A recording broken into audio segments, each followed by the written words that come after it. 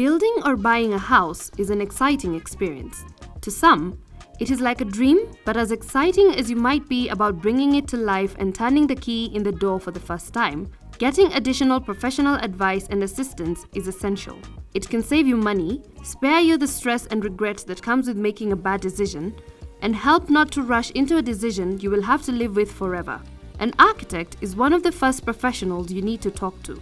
An architect is someone who's able to package a client's vision, draw it out, and basically build it up.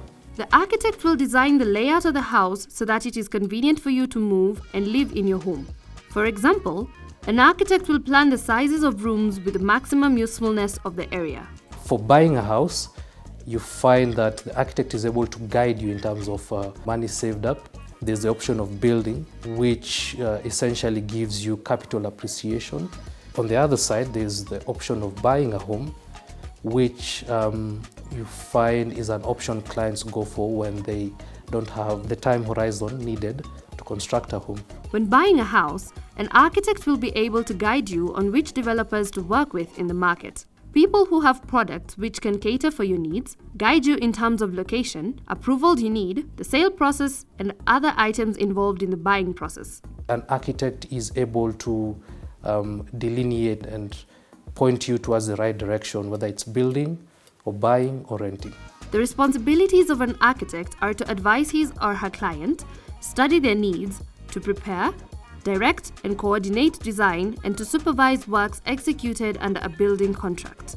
An architect also gives such regular supervision and inspection as may be necessary to ensure that the works are being executed in general accordance with the contract. However, constant supervision does not form part of his normal duties. The construction process begins at the inception stage when you meet a client and essentially you get the client brief. Basically, a client comes and tells you, hey, look, this is what I'm looking for. I'm looking for a 3-bedroom or 4-bedroom house. Or if you're doing a residential community, I have 2 acres of land and I'm looking for maybe 8 units of houses. And you basically take that brief and looking at issues such as zoning laws, plot ratios, plot coverages, you come back and tell the client, okay, this is possible, this is not possible. And you basically have a meeting of the minds whereby you agree essentially on what the brief is. An architect as a professional is protected by law, and there are certain statuses that specify who should be called an architect and who should practice as an architect. One of the things you look at is the educational background, where they trained, also affiliation to professional associations such as the Architectural Association of Kenya. In most cases, an architect also acts as an adjudicator or mediator in instances of disputes arising on site between the client and contractor.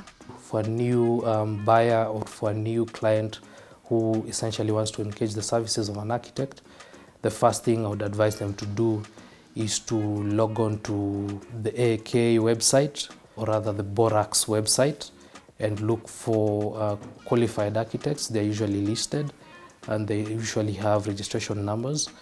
And with that, you're able to single out a number of architects you can work with. You can approach them, ask them for their portfolio of works, looking at essentially what they've worked on in the past, projects they've completed. And if their portfolio is in line with what you're looking at, then you can engage them further on.